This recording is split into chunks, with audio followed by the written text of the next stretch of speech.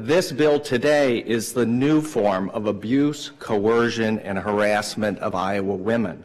It's time for, as somebody said earlier today, you are hurting the women in this state.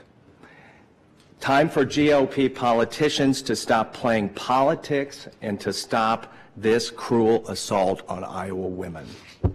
This bill protects the life of the most innocent and vulnerable Iowans. And I would call on Democrats to quit the assault on innocent children. Innocent children. What crime have they committed?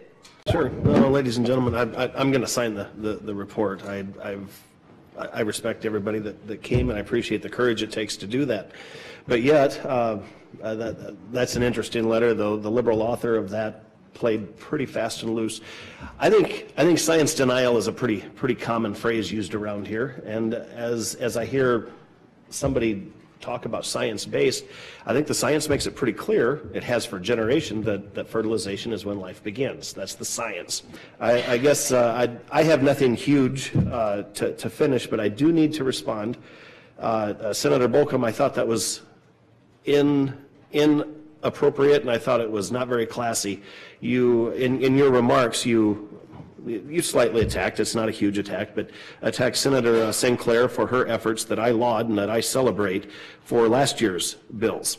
I'd like to point out that in the first 6 months, I think you're talking about the moving the family planning dollars, the waivers over to, and I believe you referenced it also.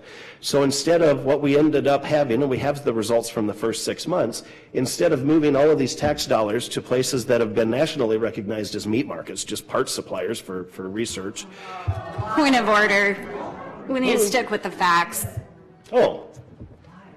Okay, or I could go with the videos. But anyway, so anyway, I'm satisfied that we are doing a good thing, that we are spreading the opportunity for true health care that builds up the body, and I'll stand on that. So thank you.